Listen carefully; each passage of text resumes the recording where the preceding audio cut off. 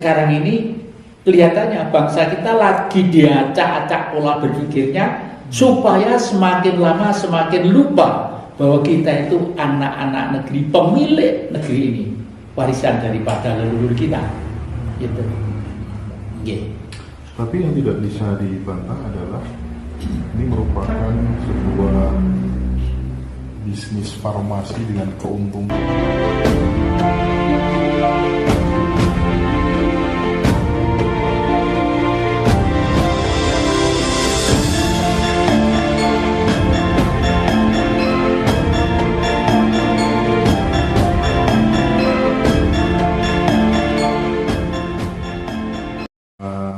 Tadi katanya ada tamu dari Jambi naik motor ya, datang ke sini hanya untuk bertemu dengan ini. Jadi beberapa hari yang lalu itu ada membernya Ngaji Rasul itu kan diikuti di YouTube. Terus saya pengen kenal sama yang boleh saya ketemu yang itu di mana? Saya di Jambi gitu. 2D di Jambi gitu. Oh iya, mau daripada ketemu sekarang kan sudah bisa video call, pertelepon aja biar tahu hidung saya, biar tahu ini saya gitu. Enggak ya, pokoknya saya harus bisa demek yang saya mau berangkat ke sana. Saya mikir itu kalau guyon gitu loh. Lah kalau tadi pagi itu nyampe di rumah, sepeda motoran, ibunya, anaknya laki 1 sama anaknya putri kira-kira SMP kelas 3 lah, anaknya kira-kira SMA. Sepeda motoran Jambi ke sini. Nah, terus setelah itu karena di rumah sana itu memang seperti itu, rumahnya gede tapi tempat tidurnya itu cuma untuk anak dan Bu Jati dan Pak Jati. Saya taruh di sini memang khusus untuk tamu.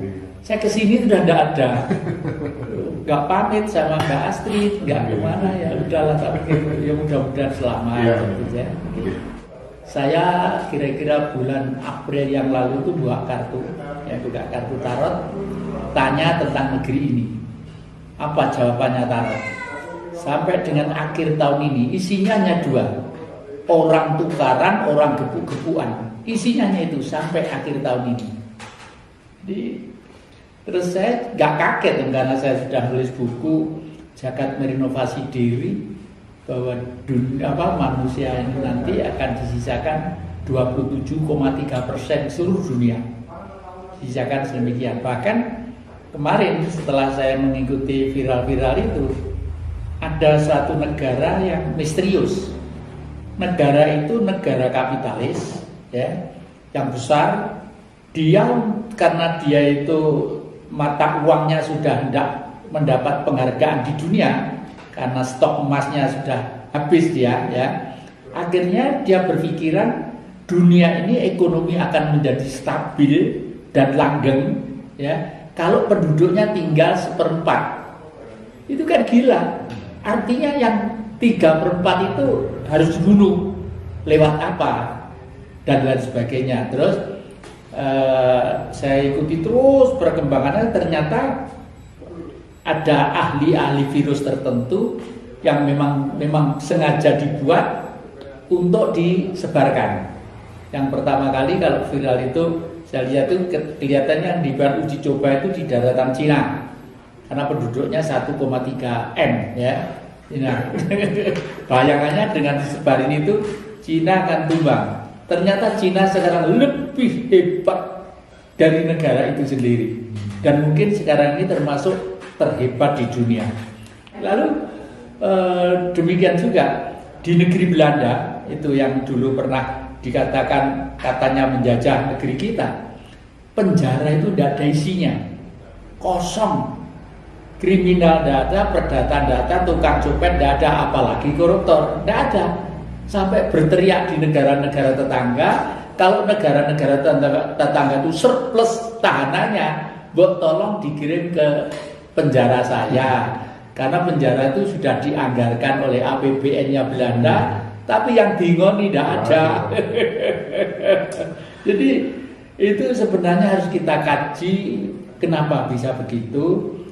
Lalu bangsa kita itu tadi sudah lewat Dhamma TV, saya kupas dengan Pak Trimo itu prasojo dari bahasa Jawa, kita tinjau dari itu bahwa sekarang ini kelihatannya bangsa kita lagi diacak-acak pola berpikirnya supaya semakin lama semakin lupa bahwa kita itu anak-anak negeri, pemilik negeri ini, warisan daripada leluhur kita. Gitu. Ya udah lah ya, kita doakan mudah-mudahan Yeah. ya segera berlalu lah ya. Ya. Saya geser, ini kebetulan karena lama nggak di sini, banyak titipan pertanyaan dari teman-teman. Apakah kita harus pindah agama yang Jatikusumo ketika dalam proses semedi itu melihat nabinya agama lain? Contoh, saya Muslim, tapi kemudian pada saat melakukan orang Jawa kan biasa semedi, melakukan hening itu, kontemplasi itu, terus kemudian melihat ada Buddha, sosok Buddha itu. Apakah kemudian itu harus pindah agama? Bagaimana tanggapannya tadi? Saya pikir tidak perlu itu ya, tidak perlu, karena proses dialektika fisiologi masyarakat itu akan berkembang sesuai dengan era dan zamannya ya. Agama 2000 tahun yang lalu ya, dengan Kristen misalnya itu kan 2000 yang lalu ya, 2000 tahun yang lalu ya. Dengan Kristen yang sekarang seharusnya sudah berubah ya. Oleh karena itu di agama sendiri itu dijelaskan bahwa setiap kurun waktu tertentu akan dilahirkan seorang nabi. Nah ini kan jarang dipahami, jarang diterangkan dengan indah dan benar gitu kan. Karena apa? Karena saking agungnya Sang Maha Kuasa ya. Kenapa dilahirkan nabi kok berkali-kali lahir? Ya seperti saya aja. Pada waktu saya baru kawin, umur saya pada waktu itu 18 tahun ya. Pada waktu saya mempunyai anak 3, teknis saya hidup, perilaku hidup saya pasti lain dengan yang lalu, meskipun agamanya tetap ya.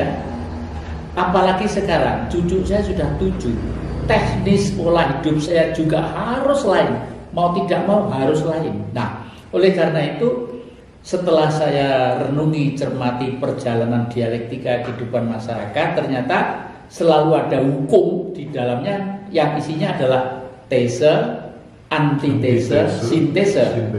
Tese itu keadaan sekarang ini hari Senin, besok hari Selasa, ya, besok lagi hari Rabu. Hari Senin pada waktu pisang misalnya itu ontongnya sudah mulai keluar, ya, mungkin Selasa pisangnya mulai tumbuh. Mungkin sintesenya pisang itu akan berbuah, akan matang, dan kalau dimakan-makan bijinya akan jatuh, lalu tumbuhlah pisang-pisang yang baru. Itu hukum, dan ini hukum alam itu tidak bisa terbantahkan. Inilah termasuk hukum-hukum Tuhan. Nah, agama dalam satu sisi adalah mereka masih terjebak dengan teori-teori politik pada waktu tokohnya itu yang sang nabi itu ada. Misalnya Tuhan Yesus sekitar tahun 1 Masehi ya, sekitar itu ya. Era pada waktu itu di Eropa pun, di Israel pun, dimanapun lain ya, lain. Nah, lalu Islam juga sama. Islam sekitar tahun 600 ya. Pada waktu Rasulullah memimpin di Jazirah Arab sana, diikuti dengan para pengikut-pengikutnya. Ya memang pada waktu itu beliau masih karismatik. Seorang nabi itu selalu karismatik. Karena apa? Karena nabi, pemimpin baru tadi itu bersamaan dengan istilah yang namanya wahyu. Ya, wahyu. Kalau pemimpin bisa dipilih lewat pungutan, bisa. Tapi kalau pimpinan bisa dipilih lewat pungutan, ya, bitingan. Tapi kalau pemimpin itu lahir karena kodrat, bisa juga inkarnasi, bisa juga reinkarnasi. Nah, inkarnasi itu apa? Inkarnasi itu adalah hidup sekarang yang lalu leluhur itu ngomong. Karena leluhur itu sebenarnya pada waktu berbentuk sukma itu begitu didoakan langsung ke surga lah, kok enak. Nggak ada itu. Hidup itu masih bergelombang sedemikian rupa kepercayaan si Jawa. Kenapa kok saya sangat yakin atas kepercayaan si Jawa?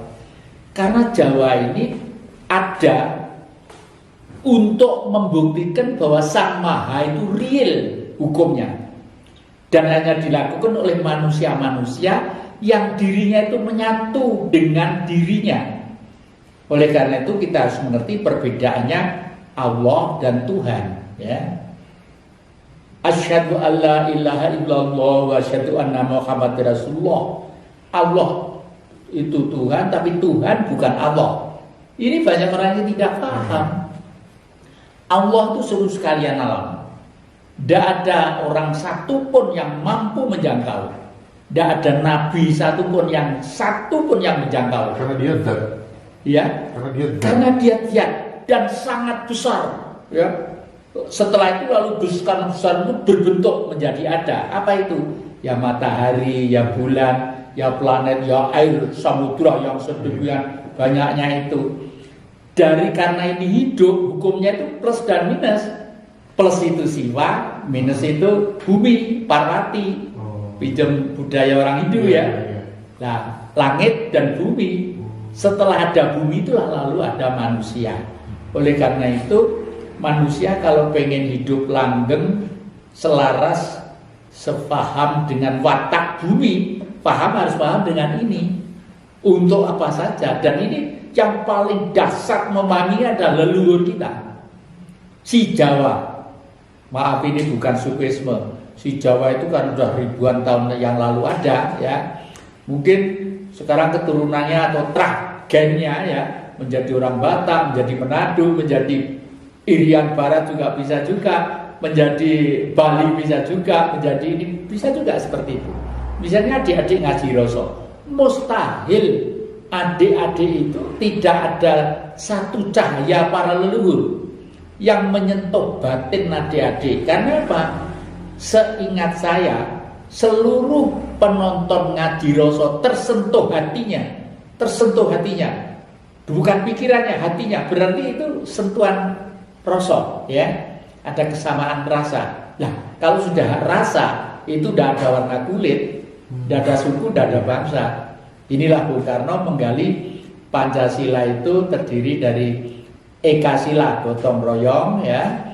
Setelah gotong royong itu ternyata gotong royong itu kalau dikupas menjadi 3, ya. Satu, orang itu pasti percaya akan adanya sang Maha Pencipta, lalu menjadi ketuhanan yang Maha Esa. Terus gotong royong itu mesti kompak satu dengan yang lainnya. Kekompakan kebersamaan itulah disebut selanjutnya menjadi kebangsaan. Karena gotong royong itu bekerja, entah membuat jembatan, entah membangun rumahnya, tetangganya dari bareng-bareng, ya, tanpa ongkos, tanpa apa, dengan ketulusan. Ini manusiawi. Jadi ketuhanan yang Maha Esa, kebangsaan, dan kemanusiaan. Itu trisilanya. Setelah itu kebangsaan tetap menjadi ketuhanan yang Maha Esa tetap, lalu kebangsaan, lalu kemanusiaan, lalu kerakyatan, lalu keadilan sosial. Nah, kebangsaan itu persatuan itu tadi ya? Iya, persatuan tadi itu. Yang asli itu 5K. Jadi anak dan sekolah pun ngapalnya gampang. Waktu kakek masih kecil, di kantor-kantor desa itu tulisannya itu 5K itu. Orang dan sekolah pun ngapalnya gampang. Setelah tahun 74, zaman Orde Baru, Amerika full, bangsa itu jangan nomor 2, jangan nomor 2, harus nomor 3. Yang penting manusia, karena bumi itu adalah yang unik manusia. Karena apa? Tujuannya Amerika supaya kita ada kebebasan. Nah, kalau manusia diberi kebebasan sebebas-bebasnya, ya akhirnya seperti sekarang ini. Oh, itu berarti ada dorongan dari Amerika ya? Dari Amerika, sejak tahun 74 itu. Lalu dirubahlah menjadi Pancasila, menjadi P4 dan lain sebagainya itu. Yang berubah profesor ya halus-halus semua. Pinter ya.